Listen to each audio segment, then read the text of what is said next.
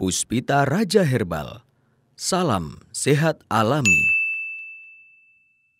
Halo, selamat malam Bang HS. Selamat malam ya. Sehat ya Bang HS? Alhamdulillah. Baik. Selalu diberi kesehatan.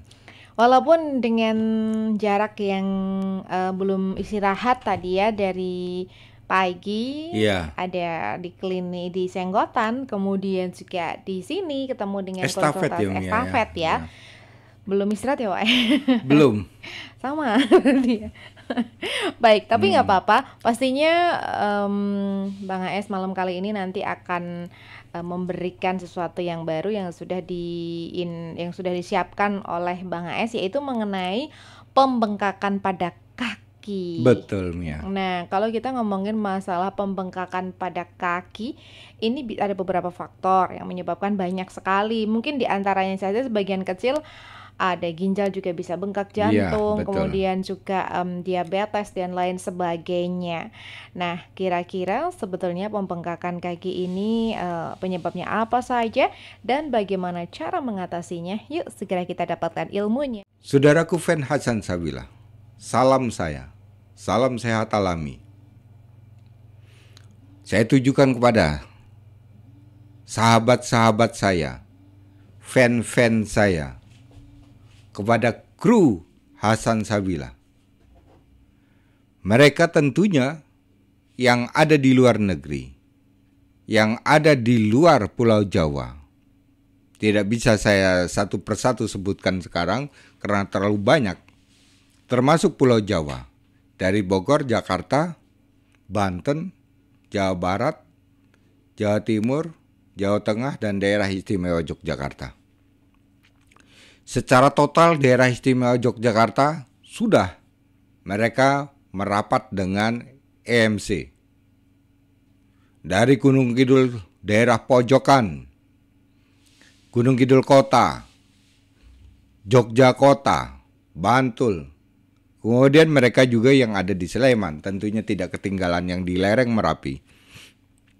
Saya menyapa mereka yang ada di Bantul Nawungan, yang setia dengan Bang HS. Kalau mendengarkan Bang HS katanya satu kampung itu berkumpul di dalam satu radio untuk mendengarkan Bang HS. Begitu juga Cangkringan, ternyata di lereng Merapi mereka juga melakukan hal yang sama.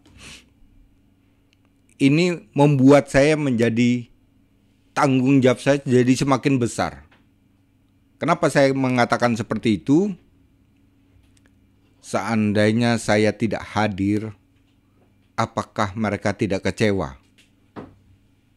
Secapek-capeknya Bang HS tetap akan hadir.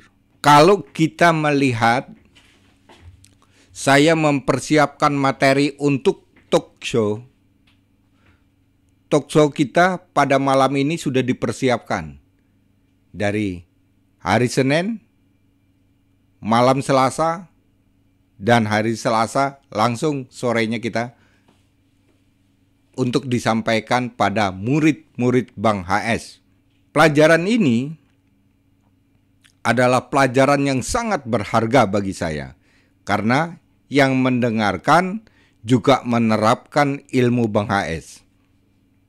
Sehingga mereka bisa menjadi dokter rumah tangga. Terbukti dokter rumah tangga ini saat sekarang kita diselimuti dengan wabah COVID, mereka sakit tidak perlu datang ke rumah sakit, bisa mengobati sendiri. Ini artinya resep Bang HS sangat bermanfaat ketika dalam darurat. Sakit lambung bisa teratasi sendiri. Limpa, stroke, diabetes, asam urat bisa teratasi sendiri. Bahkan mereka sekarang sudah banyak sekali yang menerapkan resep. Mereka bisa terbebas.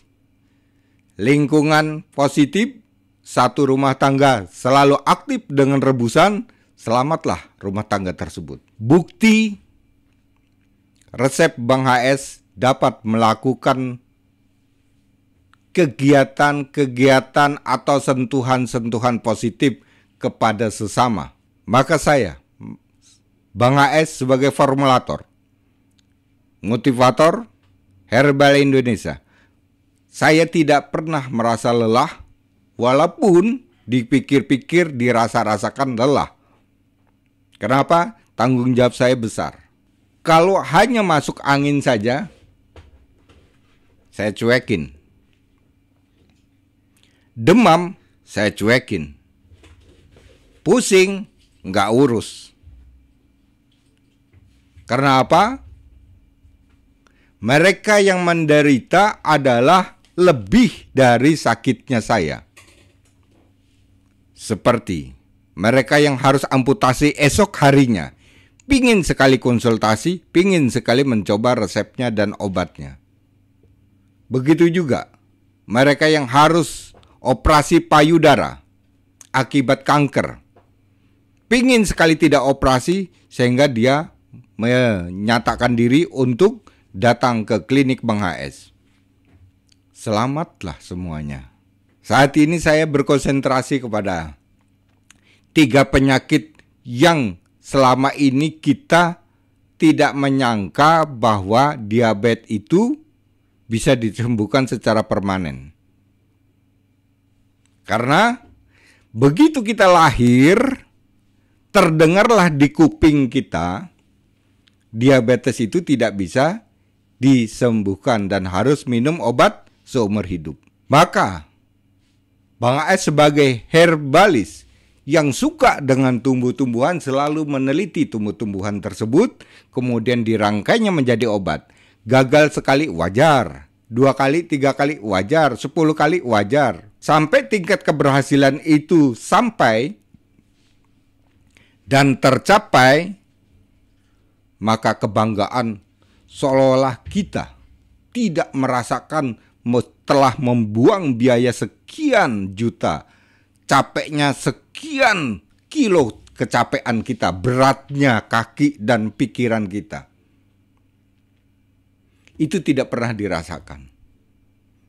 Karena tujuan yang utama adalah mencapai kesembuhan. Saudaraku Fen Hasan Sabila, kalau saja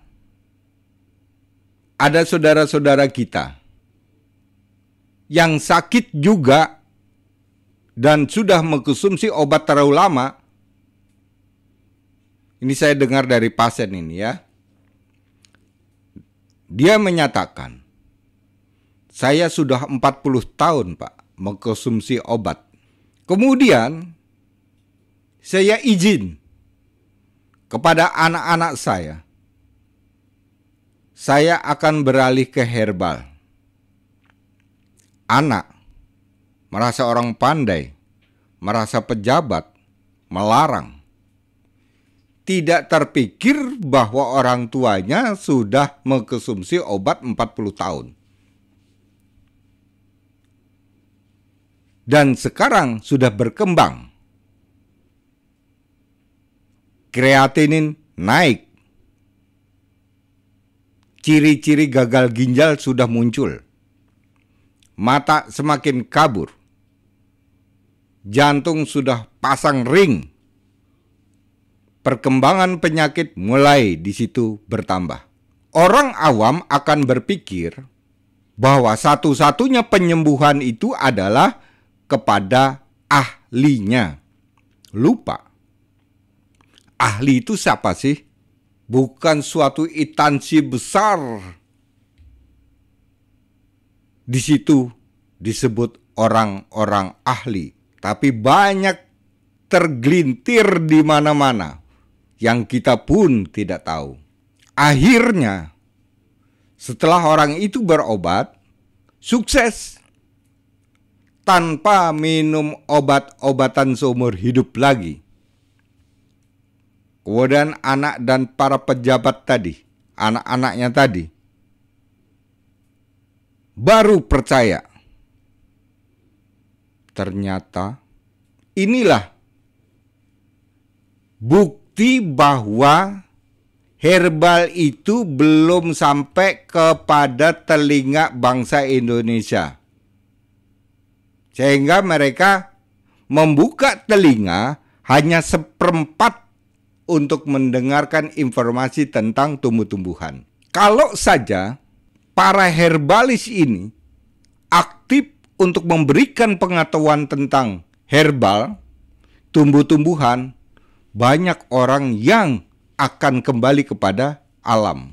Cuma saya berpesan kepada semua yang menciptakan obat tumbuh-tumbuhan, obat herbal, untuk menentukan jenis tumbuh-tumbuhan yang dirangkainya menjadi obat tradisional, harap dengan penelitian, riset. Tentunya riset itu juga tidak mungkin sukses sekali.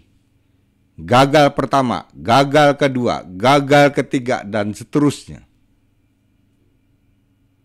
Kegagalan pertama bukan berarti itu gagal untuk seumur hidup. Berarti itu tantangan kita untuk maju. Saya paling tidak setuju kalau resep herbal itu kita belajar dari teman-teman. Satu, bertanya kepada seorang yang bernama Paijo. Diberikanlah resepnya untuk diabetes. Kemudian dia tanya lagi pada seorang kiai. Digabungkanlah antara walijo dengan kiai. Ditambahkan lagi dengan Pak D-nya yang telah memberikan resep untuk diabetes. Digabungkanlah. Ini lebih berbahaya. Penggabungan antara resep seseorang dengan orang lain ini berbahaya karena dia kandungannya tidak tahu. Menyatukan antara resep ini sama saja membunuh organ-organ yang masih sehat. Jadi perlu ditanya Bapak dan Ibu, seorang formulator, kamu bisanya dari mana? Oh, saya dari Pak D. Kalau saya kurang jelas, saya tanya tuh kepada tukang besi. Tanyanya kepada tukang besi, ini jauh menyimpang. Pelajaran seperti ini tidak perlu kita tunggu. Tinggalkan saja, pasti akan merugikan diri kita sendiri. Saudaraku Fen Hasan Sabila, kita akan berbicara penyebab kaki bengkak. Dari penyakit apa saja, maka malam ini kita akan belajar bersama-sama.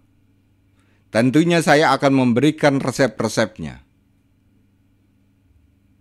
Setiap saya menyentuh dan memilih materi yang akan saya sampaikan, pasti siangnya saya menjumpai penyakit tersebut. Barusan saja saya mendapatkan penyakit diabetes dan kakinya sudah membengkak dari paha sampai ke bawah. Bagaimana kita cara mengatasinya? Dan terjadi dari penyakit apa saja penyakit kaki bengkak? Bapak dan Ibu, siapkan kertas, kita belajar bersama. Penyebab kaki bengkak disebabkan oleh 1. Penyumbatan pembuluh darah pena. Pembuluh darah pena itu pembuluh darah balik, Bu, ya. Dari jantung, kemudian mengompa, kemudian diputarkan sampai ke ujung kaki, kemudian didorong lagi oleh pena. Nah, ini didorong naik oleh pena, ini pembuluh darah pena, Bu. Masuk lagi ke jantung. Terus prosesnya dia seperti itu. Pembuluh darah pena itu mengembalikan darah yang berputar masuk kepada rongga jantung. Terjadinya penyumbatan pembuluh darah pena, tentunya sumbatan itu bukan sekedar ucapan. Kalau Bapak dan Ibu nanti mendengar, begitu Ibu periksa, kemudian disebutkan, oh pembengkakannya ini Bapak, terjadi sumbatan pada pembuluh darah pena. Sumbatan ya Pak ya. Artinya sumbatan ini harus kita basmi. Jika Bapak mengambil keputusan yang fatal, operasi. terjadilah pendarahan yang tidak terhingga. Bisa keluar dari hidung, bisa keluar dari mulut, bisa keluar dari telinga. Soalnya darah balik. Apakah ini bisa diatasi? Bisa. Nanti Bapak akan paham cara mengatasi penyumbatan pembuluh darah pena. Ya. Di awal pembuluh darah normal dari usia bayi, masuk remaja, masuk dewasa, masuk menjadi orang tua, baru bermasalah pada darah pena. Artinya dari bayi hingga dewasa Bapak mengalami sehat, tidak ada masalah. Tiba-tiba ada sumbatan, sumbatannya dicari. Apakah yang menyumbat? Kolesterol atau dari zat purin atau asam urat? Atau dari gula atau diabetes? Jenis sumbatan itu kita ikuti, resep akan menyesuaikan. Sumbatannya dari kolesterol kita pakai. Seperti ada jambe dan sebagainya itu, cabai jamu. Itu kalau kolesterol. Kita akan mengikuti. Makanya itu, jika terjadi ada sumbatan seperti ini, tidak bisa kita langsung akan membuat tanpa kita berkonsultasi. Karena tidak jelas sumbatan yang terjadi. Maka kalau dari pihak medis menyatakan bahwa Bapak adalah terjadi sumbatan pena, ini bukan sebagai judul. Judul itu Bapak bawa sampai ke anak-anak, sampai ke tetangga-tetangga, rekanan kantor. Kalau ditanya, Bapak kenapa bengkak? Katanya sih sumbatan pembuluh darah pena. Itu judul, cerita belum. Sumbatan itu harus diceritakan. Kenapa bisa terjadi sumbatan? Ceritanya bagaimana? Baru kita akan jelas. Jika Bapak, kalau ini bisa membuat orang tersumbat pada pembuluh darah pena, tentunya kakinya membengkak, memar. Seperti asam urat. Dicek asam uratnya bagus. Bapak bingung. Asam urat tidak, ginjal tidak. Apa ya? Jantung juga tidak. Apa ya? Bingung. Karena hal ini jarang dikupas, jarang diberitahukan kepada orang lain. Itu yang pertama Bapak ya. Yang kedua, terjadinya pembengkakan kaki karena gagal jantung. Artinya jantung tidak mampu lagi memproses darah mengompa untuk berputar, diberikan ke membawa nutrisi. Nutrisi, oksigen yang diputarkan oleh jantung melalui pembuluh darahnya ke semua metabolisme. Mata termasuk, ginjal masuk, hati masuk, sendi masuk.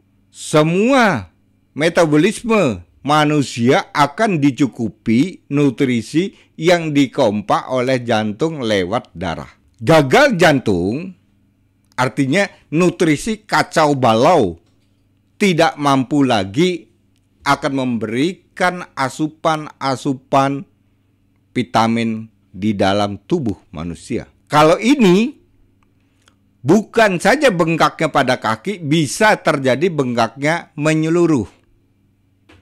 Pipi, tangan, dan kaki. Yang ketiga adalah gangguan fungsi ginjal. Banyak orang yang tahu, kalau kaki bengkak, pasti dia akan bertanya, apakah ginjalnya ya Pak?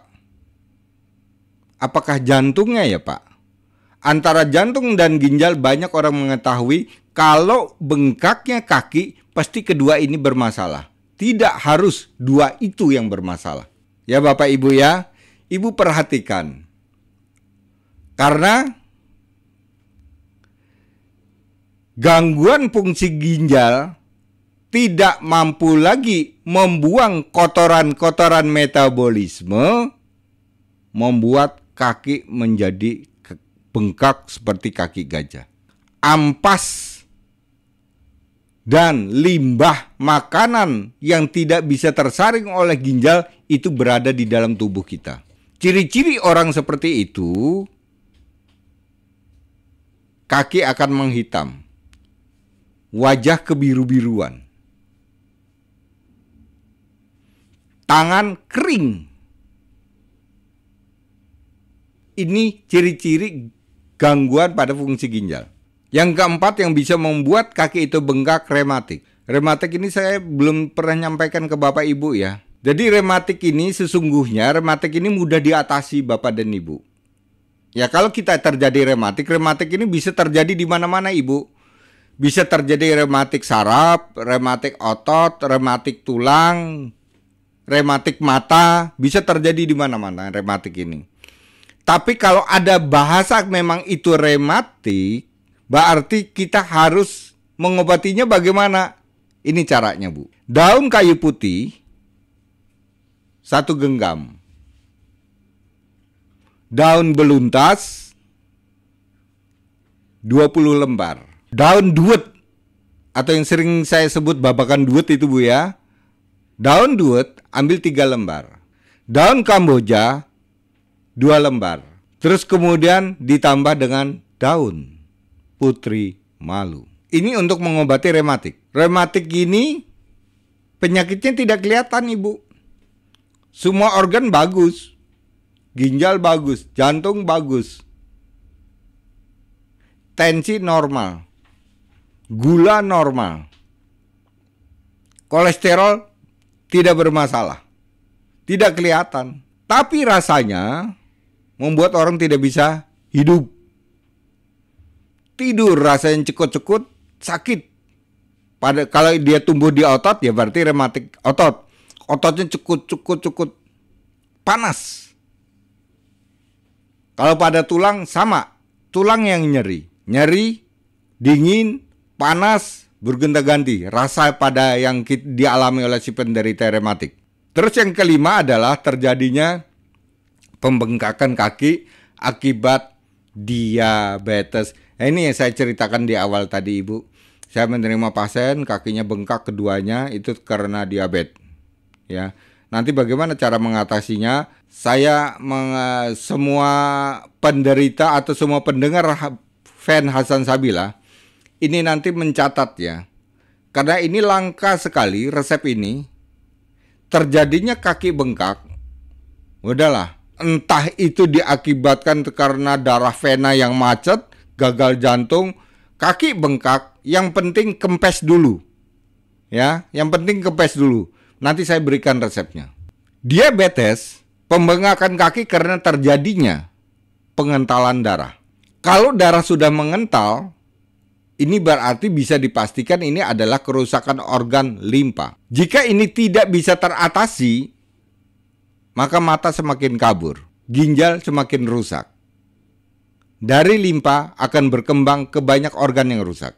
Saya memberikan resep kepada Bapak dan Ibu untuk pengentalan darah ya Bapak Ibu ya. Jika terjadi pengentalan darah bagi penderita diabetes, maka Bapak bisa atasi dengan rumput lumut.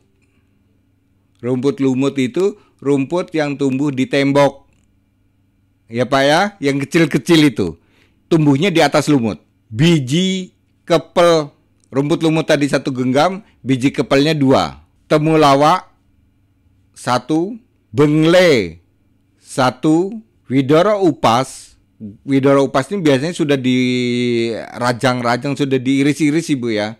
Jadi kalau sudah diiris-iris, ambil 6 iris. Ditambah dengan biji mandingan. Biji mandingan kalau dihitung bijian 40, kurang lebihnya yaitu 1 sendok makan. Itu untuk terjadinya pengentalan darah dari penderita diabetes ya. Maka ada biji mandingan widora upas itu untuk mengatasi jika terjadi pengentalan darah dari penderita diabetes. Yang keenam adalah kerusakan fungsi hati. Ini lebih berbahaya Bu. Kerusakan fungsi hati, hepatitis, muka pucat, tangan kuning, mata kuning, kaki bengkak, perut buncit, tidak punya tenaga. Kenapa, Bu? Hati adalah menyimpan oksigen, menyimpan Hb, menyimpan protein. Kalau kerusakan fungsi ini, berarti semua simpanan ini tidak bisa digembok, akhirnya berada di luar organ hati. Artinya beredar di dalam tubuh. Karena tidak bisa lagi tersimpan dan tersaring. Sehingga orang seperti ini mudah sekali dihinggapi racun. Maka penderita hepatitis atau kerusakan fungsi hati ini pasti pantangan-pantangannya yang banyak mengandung racun. Kandungan racun apa saja? Termasuk mie instan, penyedap-penyedap rasa, minuman-minuman pewarna, minuman-minuman kemasan. Ini tidak boleh. Nah, Bapak dan Ibu, sudah saya sampaikan penyebab kaki bengkak. Sekarang kita masuk pada season berikutnya, yaitu cara menyembuhkan kaki bengkak. Mari Ibu, kita mulai lagi. Yang pertama adalah menghindari makanan berlemak tinggi. Sudah tahu ya Bapak Ibu ya, berlemak tinggi itu ada jeroan, ada daging kambing, ada keju, ada mentega, jelantah, ya seperti yang biasa saya sampaikan. Itu berlemak tinggi, itu dihindari. Kenapa? Karena ini bisa menyumbat. Letak penyumbatan bisa jadi ini pada pembuluh darah pena. Bisa jadi pada hati. Bisa jadi pada diabetes, penderita diabetes. Maka makanan yang mengandung kental karena lemak, hindari. Yang kedua yaitu mengurangi zat gula. Jadi kalau sudah terjadi pembengkakan kaki, siapapun juga dan penyakit apapun juga harus mengurangi gula pasir. Kita bisa gantikan dengan gula-gula lainnya. Asal yang tidak berbunyi pasir. Gula aren, monggo, silakan. Gula Jawa, silakan. Yang ketiga, kita harus mengurangi banyaknya mengkonsumsi zat besi. Jadi kaki-kaki bengkak ini zat-zat besi tinggi nggak boleh Bapak Ibu ya. Zat besi itu yang Ibu kenal kan hanya bayam. Padahal masih ada yang lainnya. Di situ ada kelor, daun pepaya, ya daun singkong itu menjadi larangan bagi mereka yang mengalami kaki bengkak. Kalau sudah terjadi kaki bengkak, kita hobi es harus kita tinggalkan Ibu. Makanan dingin dari lemari pendingin langsung kita santap. Ini sudah tidak boleh bagi penderita kaki bengkak. Kemudian tidak mengkonsumsi lagi kacang-kacangan. Ini kacang sungguh loh Bu, bukan kacang plastik loh ya. Kacang-kacangan. Oh berarti kacang benar boleh, kacang plastik yang nggak boleh. Pak Hasan kan bilang kacang-kacangan gitu. Jadi kacang-kacangan nggak boleh ya Pak ya? Kacang-kacangan nggak boleh. Oke, ya. baik. Termasuk Jadi, di situ ada buncis gitu? Boleh nggak Pak? Buncis nggak boleh. Oh baiklah. Iya. Oke, baik. Jadi kalau semua jenis kacang, jadi Ibu kacang panjang ya Ibu ya.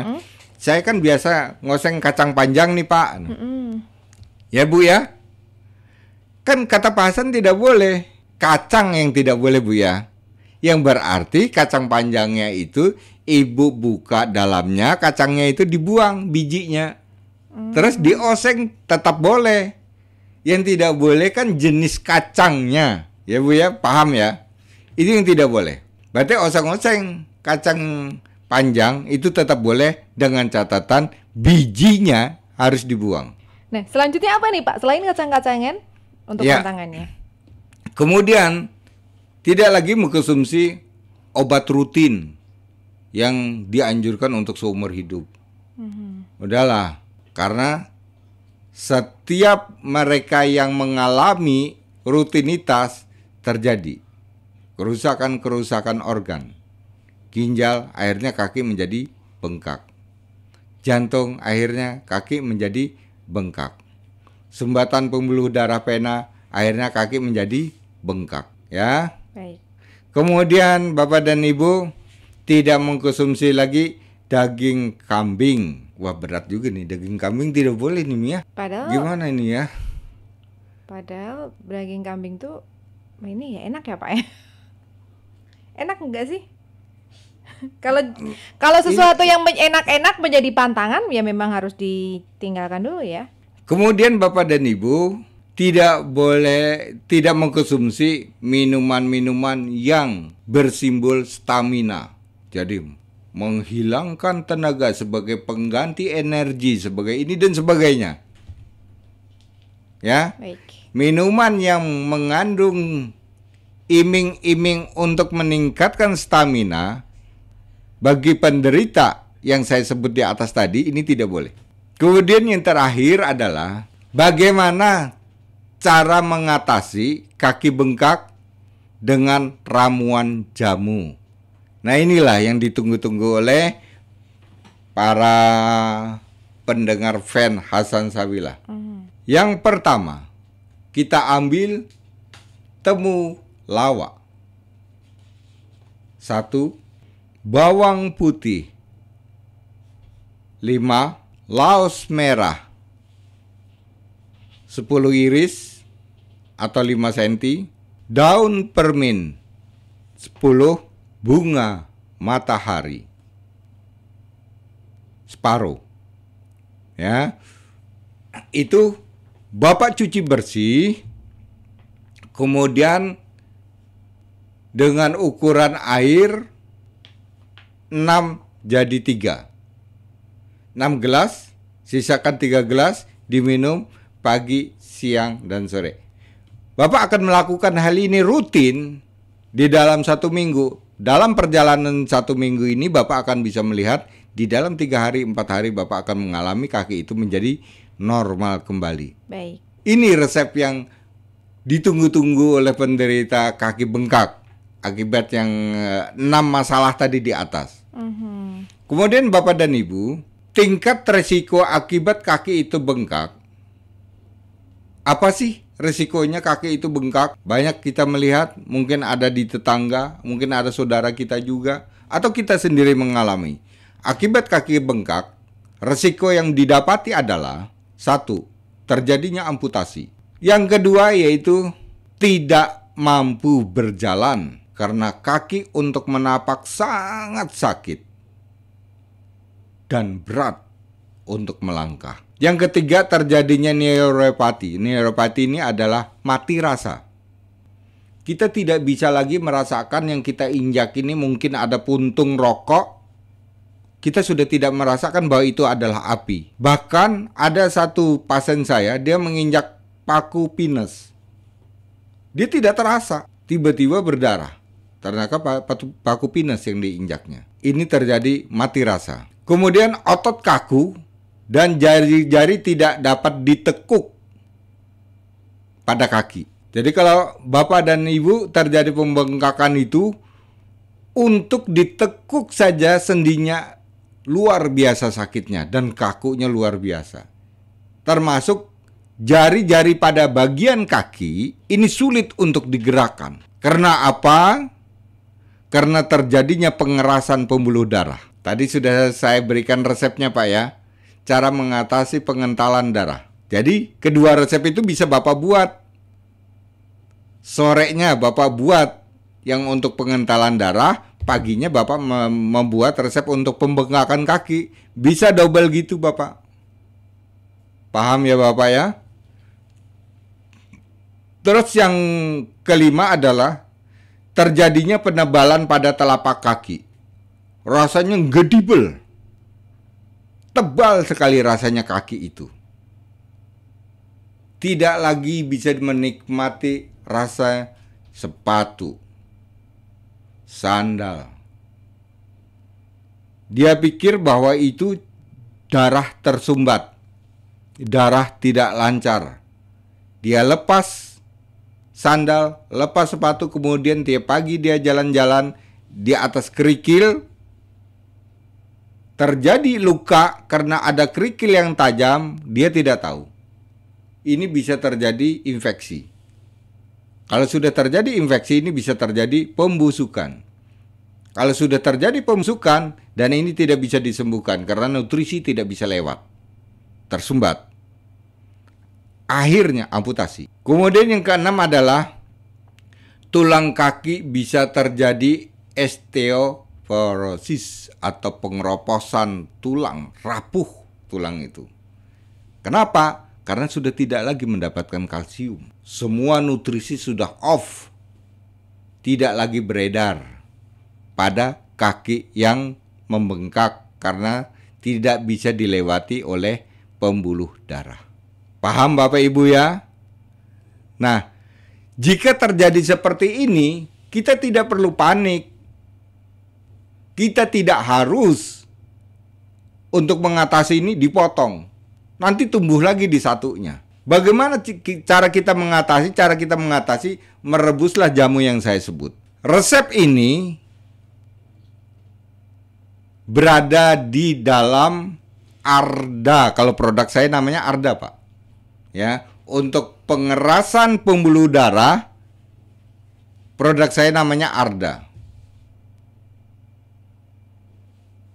Kemudian saya untuk memperkuat agar tidak terjadi pengerasan pada payudara, saya masukkan juga di Briku.